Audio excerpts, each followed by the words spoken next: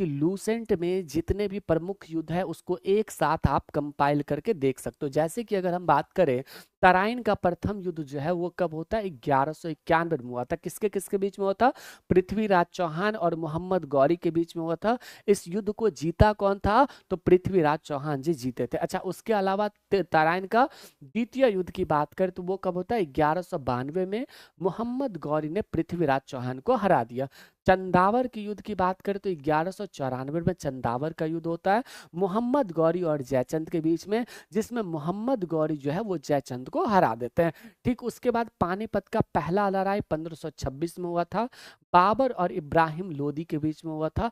तो बाबर जो है वो हरा देता है इब्राहिम लोदी को, और बाबर उसके बाद बहुत सारा युद्ध लड़ता है। इससे संबंधित हमने आपको ट्रिक बताया था, पानी पिया खाना खाया, पानी पिया क्या किया?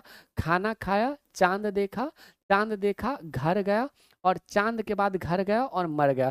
तो पानीपत का युद्ध 1526 में अब बाबर लड़ते हैं, 1527 में घाघरा का युद्ध लड़ते हैं, 1528 में जो है वो कौन सा युद्ध लड़ते हैं जी? तो चंदावर का युद्ध लड़ते हैं, और घाघरा का युद्ध जो है वो 1529 में लड़ते हैं, और 1530 में इनका मृत्यु हो जाता है। तो बाबर के द्वारा लड़े गए ये कुछ प्रमुख युद्ध है जिससे आप ट्रिक के माध्यम से याद रख सकते हैं। ठीक है, अच्छा यहाँ पे हमने क्या बताया? तराइन का युद्ध, चंदावर का युद्ध, पानीपत का पहला लड़ाई जो है वो कब हुआ था? 1526 में हुआ था।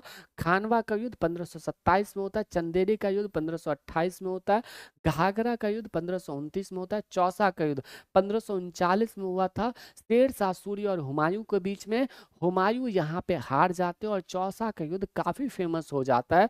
उसके बाद कन्नौज का युद्ध या फिर बिलग्राम का युद्ध कह सकते हो, 1540 में शेर शाह सूरी और हुमायूं के बीच में होता है। हुमायूं को हरा दिया जाता है और शेर शाह सूरी ने सूर्यवंश की स्थापना किया था। किसका? सूर्यवंश की स्थापना किया था यहीं पे। पानीपत का द्वितीय युद्ध कब हुआ था? 1556 में हुआ था। अकबर ने हेमू को हराया था। ठीक है, तालीकोटा का युद्ध 1565 में, विजयनगर साम्राज्य का पतन हो गया। आप मुझे कमेंट बॉक्स में बताओ कि विजयनगर साम्राज्य की स्थापना जो है वो कब होता है। ठीक है, ये भी बताना। उसके बाद हल्दी घाटी का युद्ध 1576 में होता है, अकबर और महाराणा प्रताप के बीच में। यहाँ पे महाराणा प्रताप जो है वो हार जाते हैं।